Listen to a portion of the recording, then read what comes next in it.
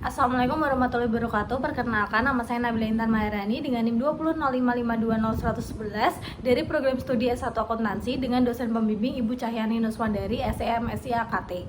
Di sini saya akan mempresentasikan skripsi saya yang berjudul Pengaruh Leverage, Pertumbuhan Penjualan, dan Ukuran Perusahaan terhadap Tax Avoidance.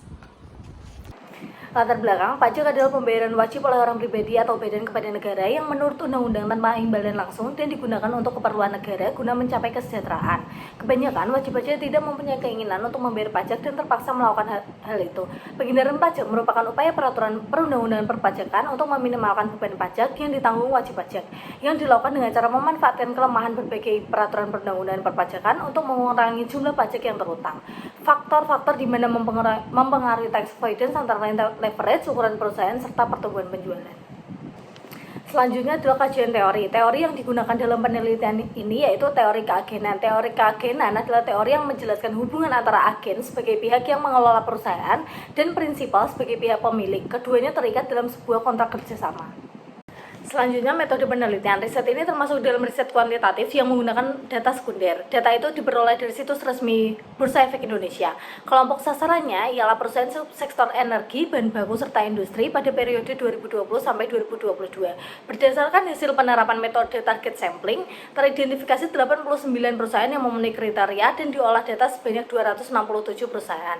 Metode pengelolaan data di riset ini memakai teknik analisis regresi data panel. Langkah pertamanya dengan melaksanakan analisis statistik deskriptif guna mendapatkan deskripsi umum atau mengidentifikasi variabel yang ada guna mendapatkan model regresi di mana terbaik.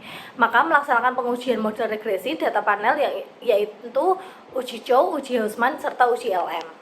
Berikutnya hasil penelitian. Berdasarkan dari hasil uji Chow menjelaskan bahwa nilai cross section Chi-square lebih kecil dibandingkan nilai probabilitas yaitu 0,000, sehingga model terbaik yang terpilih yaitu model FEM. Dari hasil uji Hausman membuktikan jika nilai probabilitas 0,0500 yaitu di bawah 0,05, maka model terbaik yang digunakan adalah model FEM. Berikutnya, model random effect dan fixed effect diperoleh dari nilai probabilitas Probst-Pagan sebesar 0,0483 kurang dari 0,05, sehingga dari hasil model tersebut yang terpilih model RAM. Berdasarkan tabel di atas diperoleh nilai F statistik sebesar 2,154953 dengan nilai probabilitas sebesar 0,0007 yang artinya di bawah 0,05. Maka disimpulkan dalam penelitian ini variabel independen bersama-sama berpengaruh terhadap variabel dependen. Nilai adjusted R-square sebesar 0,2832113 atau 28,3%, artinya variabel dependen yaitu tax avoidance semakin kecil dipengaruhi oleh variabel leverage, ukuran perusahaan, dan pertumbuhan penjualan, sedangkan sisanya 71,7% dijelaskan oleh variabel lain di luar model. Hasil pengujian average memperlihatkan arah positif pada ETR dengan nilai koefisien regresi sejumlah 0,15722 serta nilai probabilitas 0,000. Jadi bisa diambil simpulan jika leverage berdampak negatif signifikan pada penghindaran pajak, sehingga hipotesis pertama diterima. Nilai koefisien regresi hasil uji hipotesis ukuran perusahaan sejumlah 6,34 strip 05 serta nilai probabilitas 0,6092. Kesimpulannya, jika ukuran perusahaan tidak berdampak pada penghindaran pajak, jadi menolak hipotesis kedua.